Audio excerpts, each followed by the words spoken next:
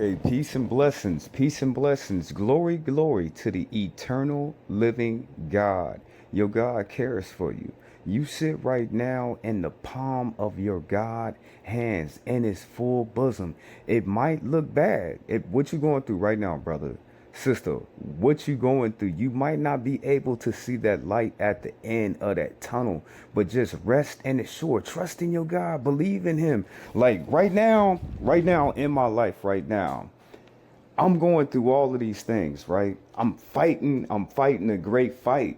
But what God is teaching me in my life personally is that just because I'm going through a certain thing, or I'm going through a lot of pressure, or I just have all these different problems that's hitting me from all sides. When I make it outside and I'm in the midst of the world, one thing, I can't show the world that I'm going through anything. That's number one. Number two, just because I'm going through all of this pressure and now all this anxiety and all of these stripes that I'm getting hit, you know what I'm saying, from all sides, it feels like your brother Jehoshaphat, it feels like I'm being stumped into a million damn pieces. But at the same time, I still got to keep love. I still got to keep compassion. I still got to have joy on me. So when I'm out in the midst of the world, I can't take it out on people for whatever reason of what I'm going through. This is what God is teaching me in my life. I refuse. He gave me a choice of a chance to take it upon my time and to seize the moment and to glorify him in my darkest hours. Family, they say, oh, it's easy being chosen. Oh, you God's pick. Oh, this and that. It's hard, family. It's real hard. But family, just like I told you, I'm still glorify my God in my darkest hours. I'm still going to take it upon myself to help people, love people, show the expressions of love, of compassion, of meekness in the world, family. Even though I'm going through a storm, even though the half of my torso is caught up by the damn alligator, you know what I'm saying? My arm is sitting up over here in a lion's damn mouth. And I refuse not to sit up here and take it upon myself and not glorify God. I can't show the people in the world that I'm going through it. I can't take out my anger, my frustration, my madness out on them when they have done nothing wrong. I refuse, family. I refuse. That's what the great God of the heavens and the earth is teaching me right now in my life. You know what I'm saying? Just because you're going through it, Jehoshaphat, you still got to be the person that I chose. You still got to have love. You still got to be an honorable man in the street. And all I can do at this junction is to keep on fighting, even though I feel like I've been beat up, family, stomped on, thrown in the chipper and cut into a million pieces. But I still gotta keep running for my Lord. I might not see the great victory at the end of this walk that God put me on, but I'm gonna cling on him. I'm going to trust in him. I'm going to glorify and I'm going to edify him through this great struggle of this great trial of your brother being afflicted. You know what I'm saying? I'm going to do all the things I just told you and trust in my God and wait on him because he's the only power I got, family. Just like you, my brother, just like you, my sister. He the only power that you really have. And he's going to make a way for us when we can't see in the dark. You know what I'm saying? Even he has given us spiritual eyes to see, and we still can't see it. Now it's time for us to trust, family. It's just like works without faith is dead. It's the same. It's the same apparel that I'm putting on my body right now. Trusting in my God, even though I don't even see it. That's faith, that's trust, and that's hope. Now for today's video, it's called When a Real Man Steps In. A lot of people, they don't step in because they've been hurt in the past. That's one reason. A lot of people, they don't step in for other people because they scared. That's two. Other people don't want to step in because they lazy. That's three. Number four, people really don't step in because they don't think that they're strong enough. God is calling us forth to be peacekeepers.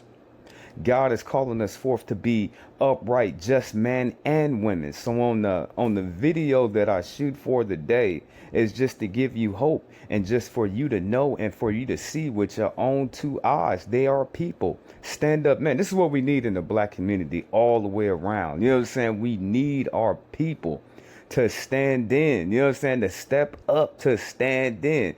So through the whole duration, that's what you will see. I only got a couple clips, but I want you to watch.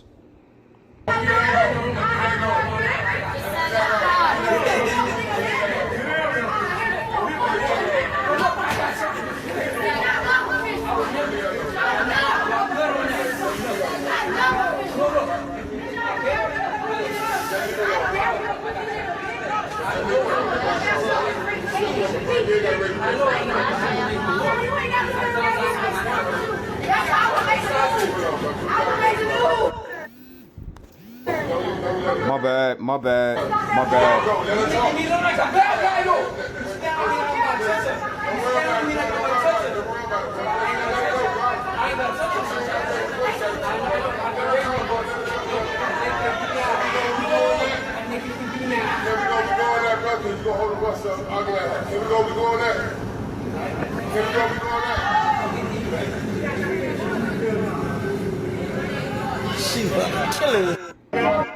Now, did you see how OG had to stand in?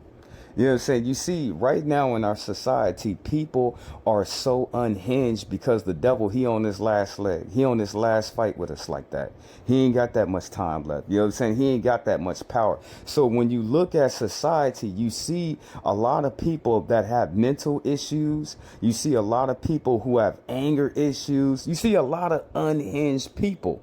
But when a man steps in, family, when a man steps up and a man has something to say, a lot of those scenarios and those problems, they get squashed because a man is going to be factual. A man is going to stand on principle. A man is going to look at a situation and be like, okay, there is some unfairities.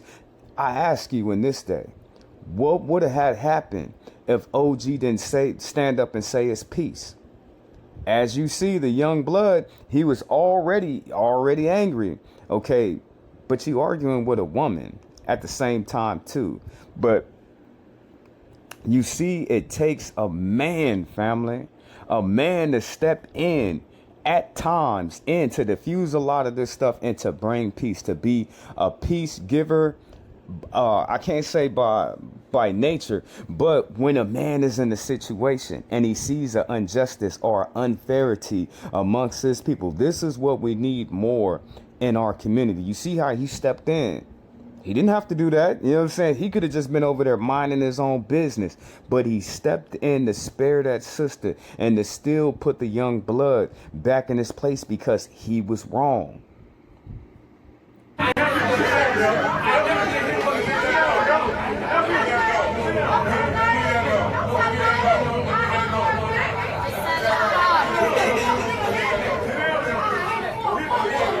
Shouts out to my sister.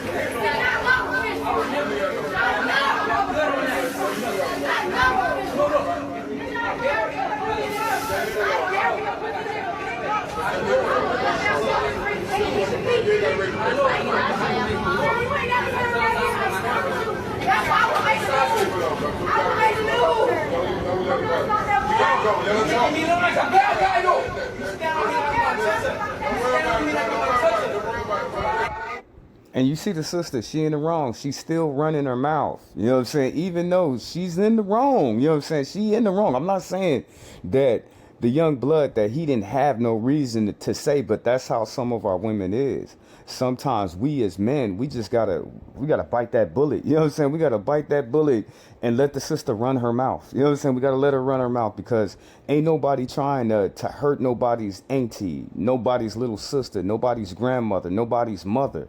So sometimes as men, we just got to take that bullet and shut the hell up. You know what I'm saying? We have to do that. We as men, we have to be the bigger people if we're going to lead our people and to bring our people back to where they're supposed to be.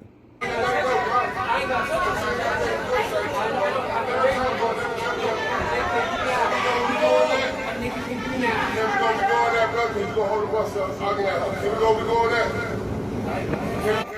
You see, when logic speaks to another man, he was logical in what he said. Look what he telling the young blood, like, look what you doing. You holding all this stuff up. This lady, she's still gonna be sitting here talking smack and running her mouth.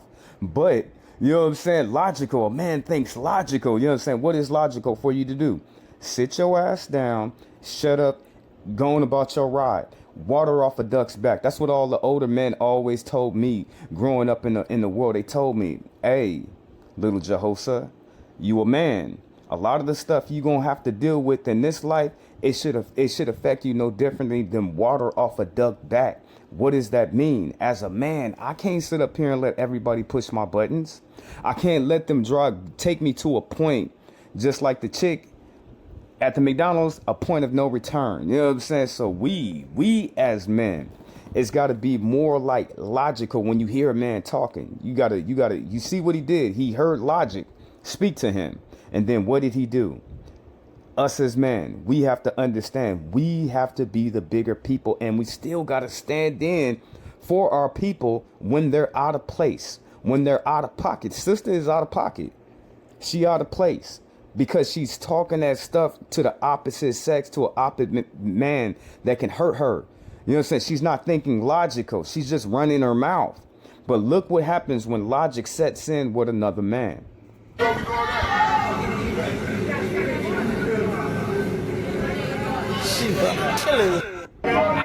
Now he admitted, the young man, he admitted that he was wrong. If you caught it or if you didn't, he admitted like, oh, okay, OG is right. What did he do? By his own accord, by his own mouth, he said, you right.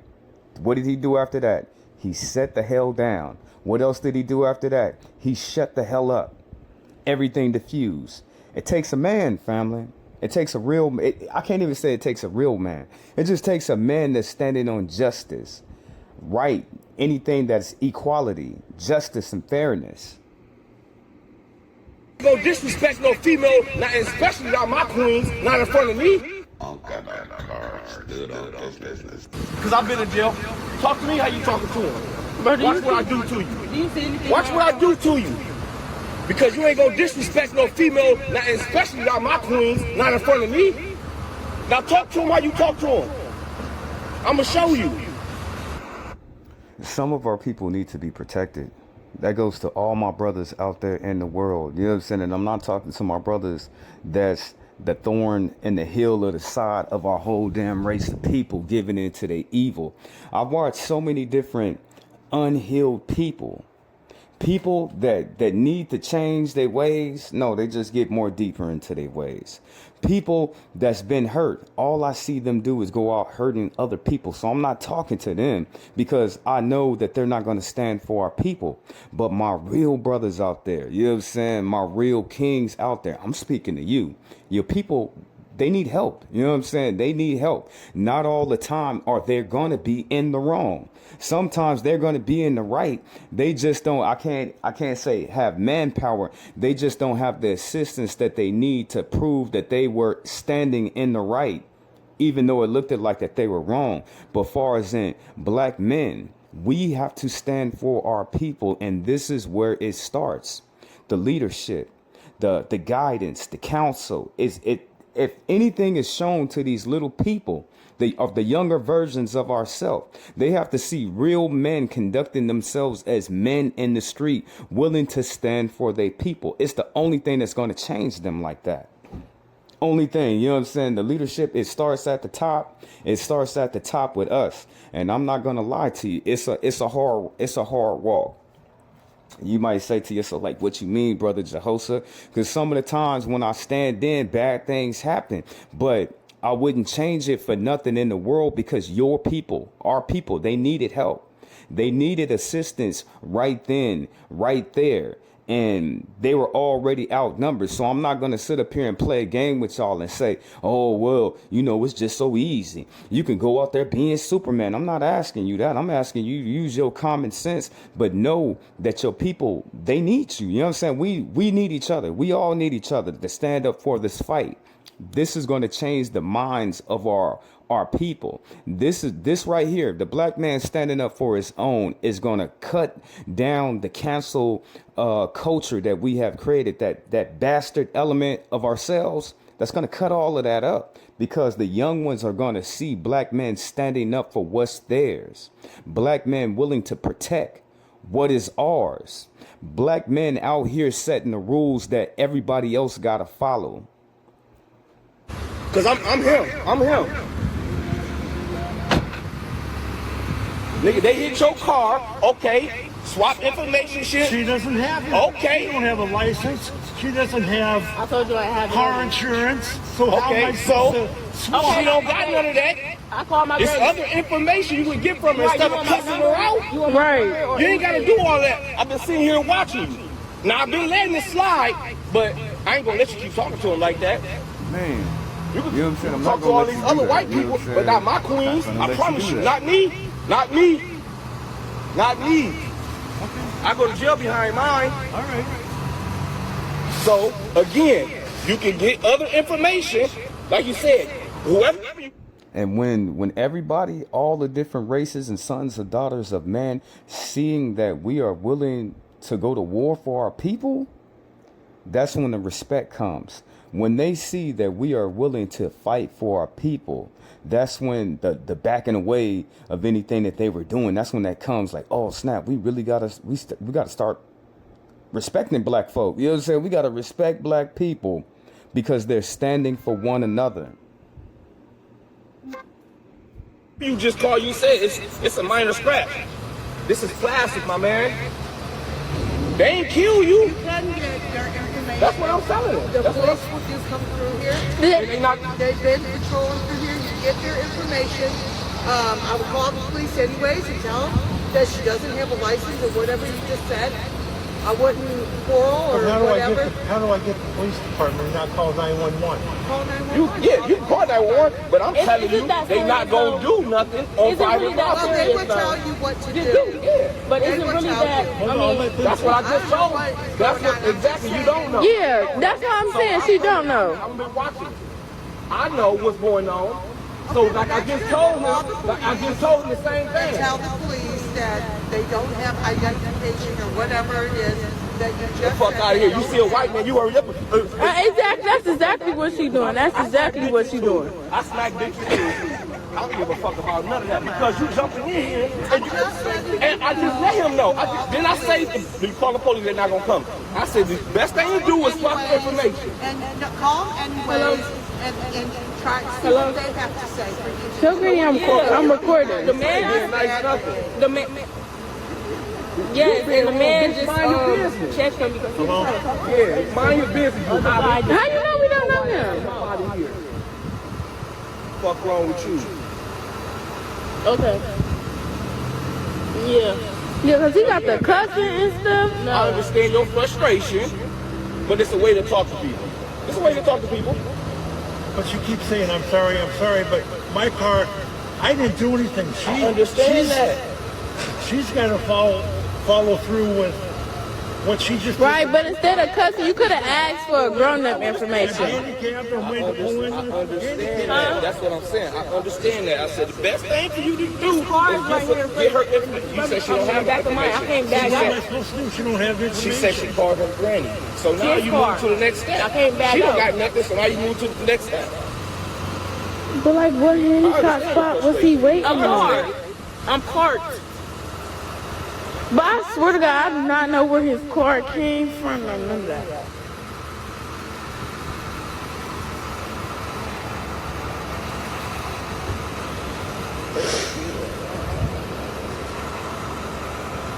Yeah, I'm in a parking lot at Walmart. And this lady backed out of her parking spot into my car. I'm waiting to pull into a handicap spot. No. We need to leave. Like, this little ass. Yeah, it's an accident.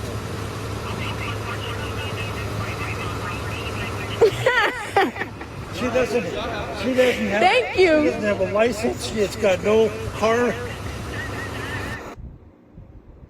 Damn, just like they told him. You know what I'm saying? They told him, hey, you want a private? I didn't even know that. You know what I'm saying? Now, not too long ago, you had your president, Ronald Reagan, back in 1986, and it was a whole war on drugs. And that devastated our communities, that devastated our people. But what I have to say is that we have to go to war on the drugs that's in our communities, to really fight for our people. You know what I'm saying? Because y'all see what drugs actually do to our people. And I know that the war on drugs, that it was really a war against black people. It was, you know what I'm saying? Now we got a war against our own people just to get our people back, because the drugs that they are using, it affects all of us. And when I say it affects all of us, I really mean that. You know what I'm saying? It affects all of us, all our little boys, all our little girls, our grandparents, our aunties, our uncles, our cousins. Everybody is affected by the use. Even